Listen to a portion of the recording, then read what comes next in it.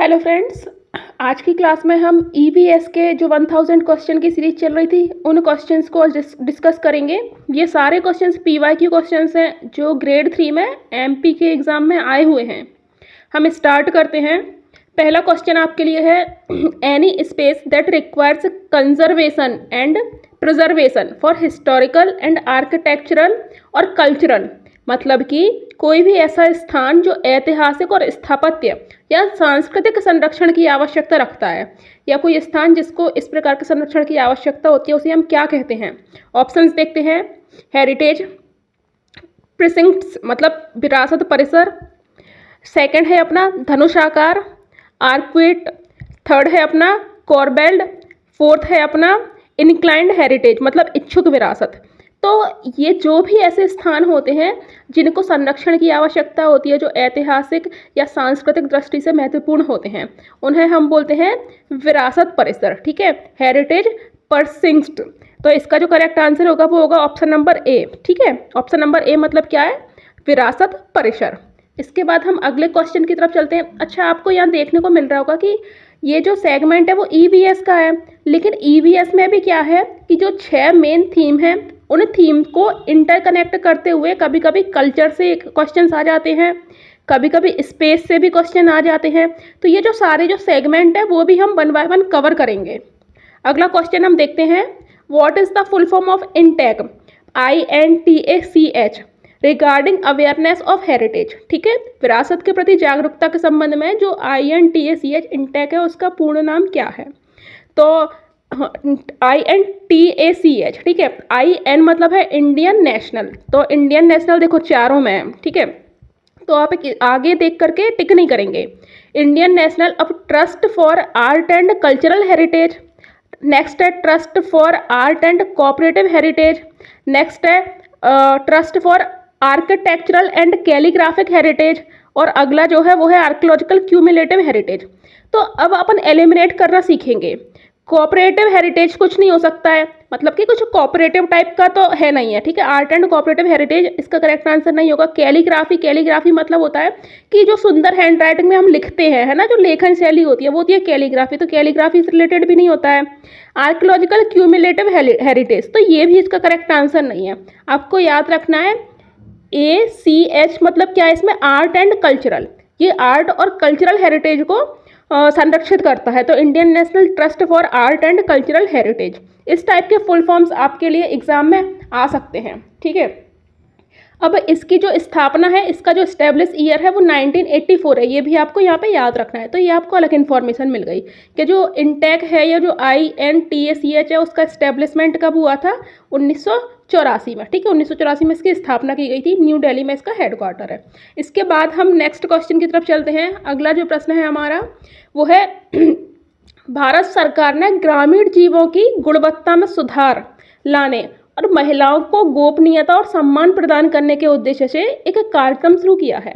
अच्छा, कार्यक्रम क्यों शुरू किया है, लोगों की गुणवत्ता में सुधार लाने के लिए और महिलाओं की गोपनीयता और सम्मान प्रदान करने के लिए। ठीक है, तो हम देखते हैं ऑप्शंस कौन कौन से हैं। फर्स्ट है central rural sanitation programme CRSP, जो कि 1986 में स्टार्ट किया था।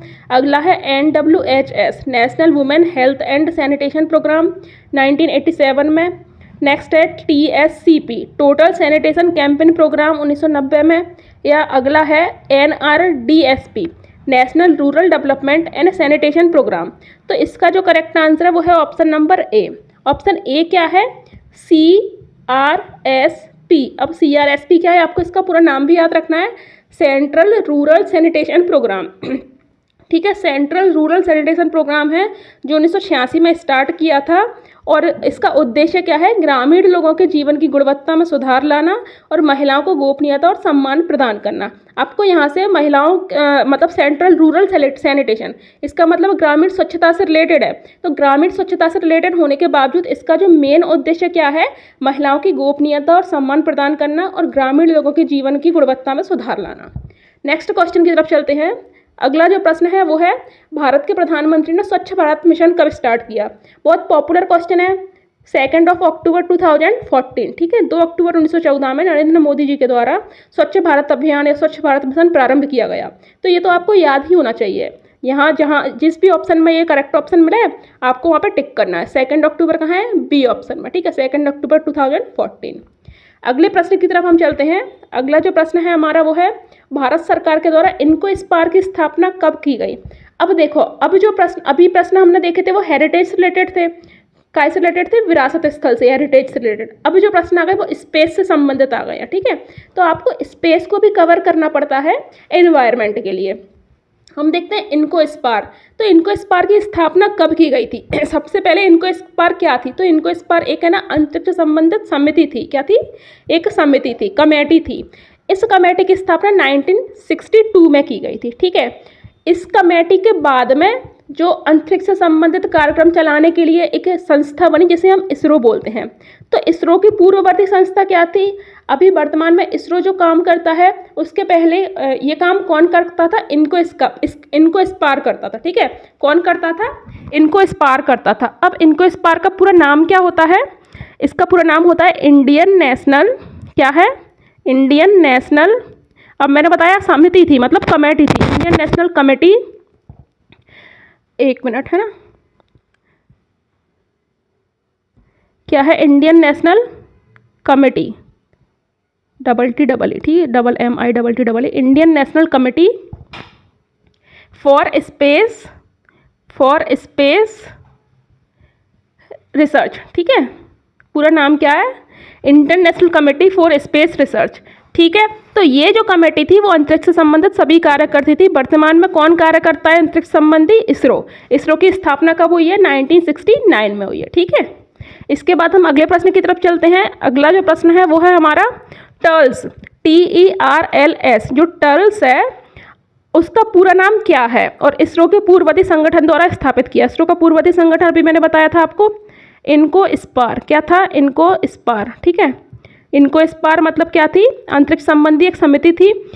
तो इसके द्वारा एक टर्ल्स एक संस्था स्थापित की गई थी। टर्ल्स का मतलब क्या है? Thiruvananthapuram equilateral rocket launching station, next है Thumba equatorial rocket launching station, next है 2 इंजन रॉकेट लॉन्चिंग सिस्टम या 3 इंजन रॉकेट लॉन्चिंग सिस्टम। तो 3 इंजन 2 इंजन नहीं है, इसका आंसर करेक्ट है थुम्बा, ठीक है। तिरुवनंतपुरम नहीं है, याद रखना है, इसका करेक्ट आंसर थुम्बा है। Thumba equatorial rocket launching station, ठीक है। तो इस तरह से आपको कुछ फुल फॉर्म्स भी याद रखने पड़ेंगे। अब ये टर्ल्स की स्थापना कब हुई है? तो ये 1963 में बना था, ठीक है। ये 1963 में इसकी स्थापना हुई है। अपन ने अपने देखा था अभी, इनको स्पार की स्थापना 1962 में हुई है और टर्ल्स इसने एस्टेब्लिश किया था 1963 में। अगले प्रश्न की तरफ चलते हैं। अगला जो प्रश्न है पृथ्वी का पहला कृत्रिम उपग्रह किस वर्ष प्रक्षेपित किया गया? अब यहाँ पर देखना है पृथ्वी का प्रथम कृत्रिम उपग्रह पूछा है, ठीक है। तो इसका जो करेक्ट आंसर वो है अपना 1957, ठीक है। कब किया गया था? 1957 में। 1957 में कौन सा कृत्रिम उपग्रह प्रक्षेपित किया गया था? Sputnik first. कौन सा? Sputnik first. आपको कमेंट बॉक्स में आंसर देना है कि किस कंट्री के द्वारा इसे लॉन्च किया था। और आपको ये भी बताना है कि भारत सरकार का मतलब भारत का पहला कृत्रिम उपग्रह कौन सा था, ठीक है, और कब प्रक्षेपित किया था। आप जब तक फैक्ट ढूंढेंगे नहीं तो आपको दिमाग में स्टेबल नहीं होंगे, ठीक है। तो आपको दोनों क्वेश्चंस के आंसर देने कि स्पुतनिक किस देश का था, किस देश के द्वारा प्रक्षेपित किया गया था, और भारत का पहला जो कृत्रिम उपग्रह था वो कब और किस नाम से प्रक्षेपित किया। अगले प्रश्न की तरफ चलते हैं। अगला प्रश्न है ठहरे हुए पानी से कौन सा रोग होता है? पोलियो, चिकन पॉक्स, निमोनिया या मलेरिया। तो हमें पता है कि गंदे पानी में मच्छर पैदा होते हैं। मच्छर का जो लार्वा होता है पहले उस फॉर्म में लार्वा बनता है, उसके बाद मच्छर पैदा होते हैं। तो ठहरे हुए पानी से कौन सा रोग होगा? मलेरिया। आपको बताना है कि जो मलेरिया है, मलेरिया के जो इलाज में एक पर्टिकुलर एक मेडिसिन होती है, उसका नाम क्या होता है? उसको कमेंट बॉक्स में आंसर करना है, ठीक है। इसके बाद नेक्स्ट क्वेश्चन की तरफ चलते हैं। अगला प्रश्न है ओजोन परत की यूवी मतलब अल्ट्रावायलेट प्रकाश के अवशोषण के लिए कौन जिम्मेदार है? इनमें से वायुमंडल की कौन सी परत इनमें से यूवी के अवशोषण के लिए जिम्मेदार है? तो इनमें से कौन सा आंसर करेक्ट होगा अपना? जो होगा वो समताप मंडल। समताप मंडल में क्या होता है? एक ओजोन मंडल भी होता है, ठीक है। एक ओजोन मंडल होता है मतलब ओजोन लेयर होती है, वो क्या करती है? अल्ट्रावायलेट रेस से हमारी रक्षा करती है। तो इसका जो करेक्ट आंसर हो जाएगा वो समताप मंडल होगा। ये जो सारे सेगमेंट आ रहे हैं, जैसे सपोज करो कि यहाँ पर क्या है वायुमंडल से संबंधित प्रश्न आ गया, तो ये सब आपको जब पर्यावरण की क्लासेस में पढ़ाऊंगी तो ये छोटे छोटे जो भी सेगमेंट्स हैं उन सेगमेंट्स को कवर करे जाएंगे, ठीक है। तो हमने 10 मिनट में लगभग 10-12 क्वेश्चन डिस्कस किए। आप इस तरह से PYQ से अपनी तैयारी का लेवल देख सकते हैं, एक आइडिया लगा सकते हैं कि किस तरह का पेपर आएगा। Thank you.